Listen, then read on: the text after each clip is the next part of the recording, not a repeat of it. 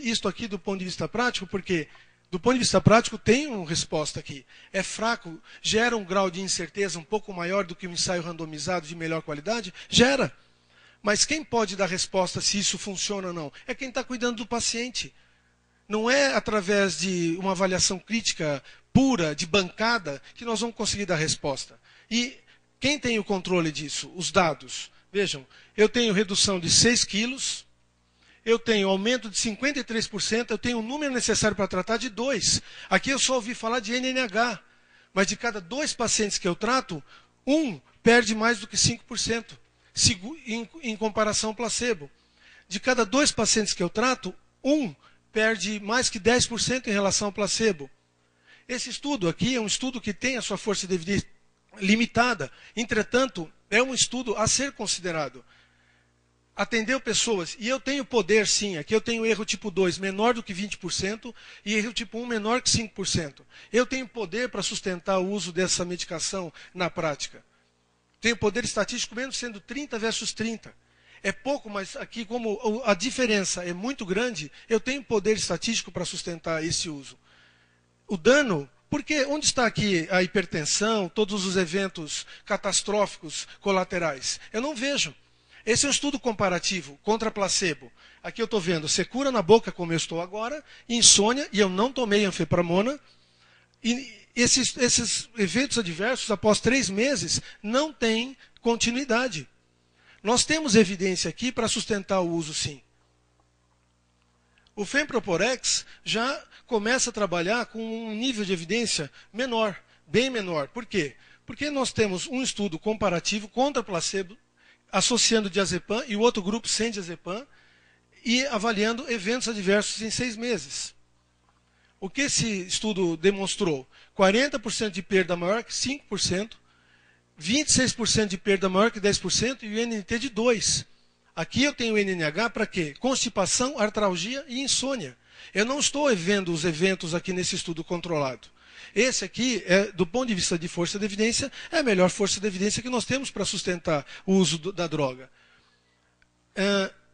O Mazindol, através de agregar estudos de força de evidência semelhante à meta-análise que foi apresentada hoje da sibutramina, porque se vocês forem olhar, todos aqueles estudos são classificados como 2B, porque nenhum deles individualmente tem poder de sustentar os seus resultados. Aqui também, essa meta-análise ela agregou 13 trabalhos, todos 2B, por isso ela é classificada como 2A. E efetivamente, depois, se vocês quiserem, eu mostro os estudos para vocês. Aqui, 1 a 3 miligramas por dia, uma comparação contra placebo e perda de peso de 12 semanas. Qual é o defeito dessa meta-análise? O defeito dessa meta-análise é que ela foi, do ponto de vista de estruturação, considerada uma revisão narrativa. É uma revisão narrativa, mas os estudos aqui utilizados e agregados, eles têm força de evidência individual fraca, tão fraca quanto os outros estudos que agregaram para a sibutramina. O grande motivo, o tamanho da amostra. O Mazindol, ele então me dá, através desse estudo, e vejam, os mesmos eventos adversos nos estudos controlados, os mesmos. Eu não estou aqui usando série de casos, porque se eu fosse usar série de casos, também usaria para recomendar o uso dessas drogas. A diretriz da MB, humildemente, ela tentou simplesmente dar opções de benefício, opções de tratamento. Aqui não há uma defesa de drogas. Aqui há estabelecido um relacionamento médico-paciente, opções para o médico e para o seu paciente terem no uso diário. É essa a questão. Essa, na verdade, é a questão aqui. Não se está falando de drogas, está se falando de atendimento médico-paciente. E dá para lidar com a evidência da mesma maneira. O dano superestimado da diretriz, falando de hipertensão arterial, doença cardiovascular, distúrbios psiquiátricos, isso é um mito. Eu perguntei para eles, de onde veio esse mito que está na bula desde o início dessas medicações? Ele advém de relatos e séries de casos. Relatos e séries de casos que estão dando sustentação para esse tipo de evento adverso. Mito, porque não tem nenhum estudo comprovado. Hipótese, porque não tem nenhum estudo comprovando uso de medicação e não uso, segmento ao longo do tempo e eventos adversos. Como hoje foi dito de manhã. Hipótese.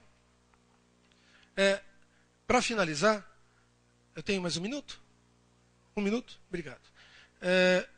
Nós entendemos que quando nós vamos fazer diretriz, quando nós vamos escrever um texto, nós não estamos fazendo uma avaliação metodológica, sistemática ou não da literatura. Nós estamos falando disso daqui, olha. Nós estamos falando do que muitos países fazem há muitos anos. Falar o que faz, como faz, para quem deve fazer e por que deve fazer. Isto tem que ser generalizado. Isso não pode ficar restrito a um momento, a uma situação que é irreversível, porque esta situação é irreversível. Esta agência tem que dar uma resposta à comunidade. A agência tem uma postura e ela não tem como reverter essa postura. Mas, então, entendamos o seguinte, também é irreversível uma abordagem de tudo que está sendo feito no país inadequadamente. O uso de omeprazol. Hoje, o omeprazol é a medicação mais prescrita em hospital, sem necessidade. Calculamos que um hospital de 100 leitos, ele economizaria cerca de R$500 mil ao ano se ele parasse de prescrever omeprazol de maneira imprópria. O omeprazol é barato, não faz mal, então deixa prescrever. Biológicos, como eu já disse, e tantas outras intervenções. Por isso, quando eu penso que nós estamos juntos aqui com uma mudança de paradigma de abordagem, de medicações, próteses, procedimentos, efetivamente, é porque vocês estão decididos a mudar o conceito de equidade no país. E aí, eu também não vou entender coisas do tipo sistema privado e sistema público. Eu também não vou entender várias outras questões que não são fórum de discussão, mas que são importantes de serem trazidas no momento que vocês tomarem decisões. Porque, efetivamente, nós temos que ser coerentes. Eu preciso ter um país onde eu falo o que eu faço para tudo, como eu faço, para quem eu tenho que fazer e por que eu tenho que fazer. Porque aí todo mundo tem que se incluir aqui dentro dessa nossa lista. Eu não posso negar a quem tem indicação, efetivamente porque eu não consigo controlar quem não tem indicação. Eu gostaria de agradecer a oportunidade, mais uma vez, de estar tentando colaborar com vocês. Obrigado. E agora, para fazer a apresentação sobre eficácia e segurança de anfepramona, fempropolex e mazidol, nós convidamos o Dr. Álvaro Atalá, do Centro Cochrane. Bom, eu queria agradecer de novo à Anvisa pelo convite para o Centro Cochrane do Brasil e parabenizá-los por trazer esses assuntos à discussão. E espero que esse seja o primeiro de muitos. Não é? Eu não acho que um erro justifica o outro. Se existem outras prescrições inadequadas, nós devemos trazer aqui também, discutir e passar a limpo a conduta médica nesse país. Esse é o papel da medicina baseada em evidências, é um trabalho que a gente já vem fazendo há 26 anos, em particular na Cochrane, onde a gente já mapeou 6.000 situações para saber se as condutas têm eficácia. Estou vendo muita confusão entre eficácia e efetividade. Eficácia é funcionar em condições ideais. Efetividade é no mundo real e uma análise por intenção de tratamento.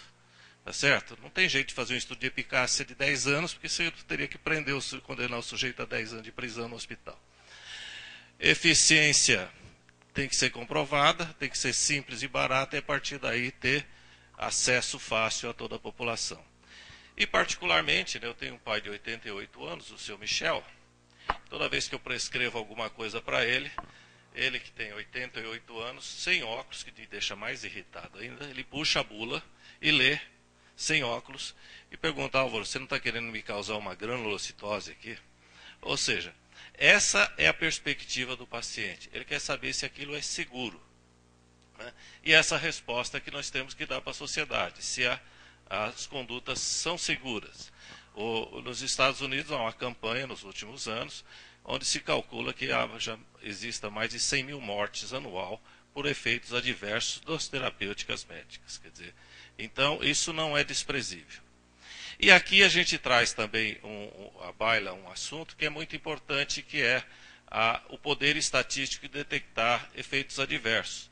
É complicado realmente, porque se eu tiver um efeito adverso a cada 2.000 casos, né, ou a cada 1.000 casos, eu fizer um estudo de 2.000, vou ter um caso em cada grupo.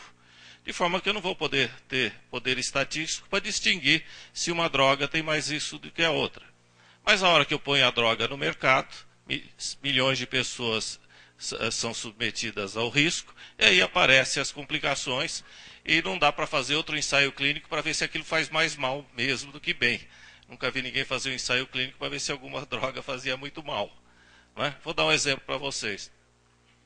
O uso de bloqueador de enzima de conversão na gestação, da morte fetal, da lesão fetal e etc., em animais e humanos. O FDA tirou a droga e recomendou: meninos, não façam mais isso, e aí a gente não prescreve bloqueador de enzima de conversão, porque não faz sentido ver se aquilo causa má formação além daquilo que está descrito. Obviamente, os ensaios clínicos, eu me lembro quando eu estava fazendo eu fiz vários megatrials, para quem não sabe, juntamente uns aqui e outros internacionais. Um que nós estávamos fazendo no Brasil para uso de aspirina, se verificou, ao mesmo tempo estava se fazendo outro nos Estados Unidos, se verificou 5 casos de descolamento prematuro de placenta. Não é? E o pessoal ficou apavorado e queria parar o ensaio clínico americano. Juntaram os dados do nosso estudo aqui, que tinha 1000 casos, mais 6.000 naquela época que havia na Inglaterra, somaram tudo e viram que era casual e simplesmente continuaram o ensaio clínico. E hoje, depois que nós evoluímos em nível de evidência para megatrials, depois revisões sistemáticas de megatrials, e agora revisão sistemática de 30.000 casos com uso de aspirina na gravidez, com dados individuais, que eu digo é a quinta essência da evidência, se verificou que a droga não traz riscos em doses pequenas, da maneira que é prescrito de acordo com as diretrizes, e ela não aumenta o risco nem para a mãe, nem para a criança, e reduz a incidência da doença. É assim que eu espero que a ciência médica evolua. Não é? Dá trabalho. Levou 30 anos para a gente fazer isso. Mas eu desconheço uma área da medicina que tem evoluído tanto quanto a hipertensão na gravidez, com esses trabalhos todos que demoraram 4, 5 anos cada um deles. Não é? Só essa meta-análise de dados individuais levou 3 anos para ser realizada, com gente de primeiro time do mundo todo. Então, aqui o que nós vimos em relação às anfetaminas é outro desencanto por falta de evidências, tanto de uma eficácia, que é evidências paupérrimas, na minha opinião, quanto na segurança, que aí realmente os dados são muito pobres, como já foram relatados aqui anteriormente. Então, nós tentamos buscar exaustivamente os dados na literatura, e eu acho que isso é fundamental, né? A Cochrane tem um sistema de desenvolvimento de estratégia de busca que já tem mais de 20 anos, a Cochrane faz 20 anos agora, mas esse processo começou anteriormente em Oxford, aproximadamente em 1974. Né? Tem um grupo de metodologia que só estuda isso, e eu tenho 4 bibliotecárias na Cochrane com treinamento em medicina baseada em evidências para fazer essas buscas. Então isso é fundamental. Ok. Então a ideia era ver o que a gente poderia encontrar com anfepramona, com fenproporex e com mazindol. E a gente respeita aqui que a terapia pode ser útil no tratamento de pacientes com sobrepeso, obesidade, juntamente com dieta, exercício e modificação do comportamento, óbvio. A decisão de iniciar a terapia medicamentosa em indivíduos com excesso de peso deve ser feita somente após avaliação cuidadosa dos riscos e benefícios.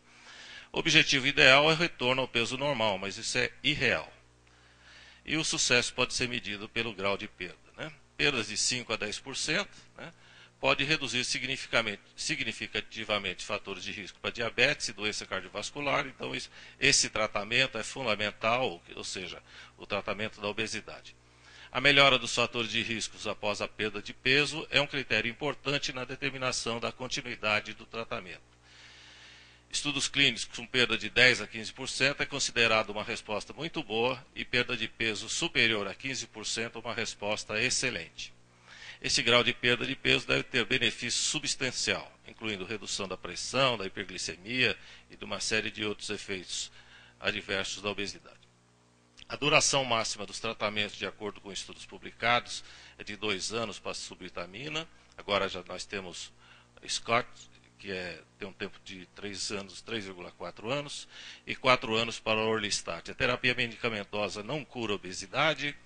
Os obesos tratados com medicamento devem ser orientados quando o efeito terapêutico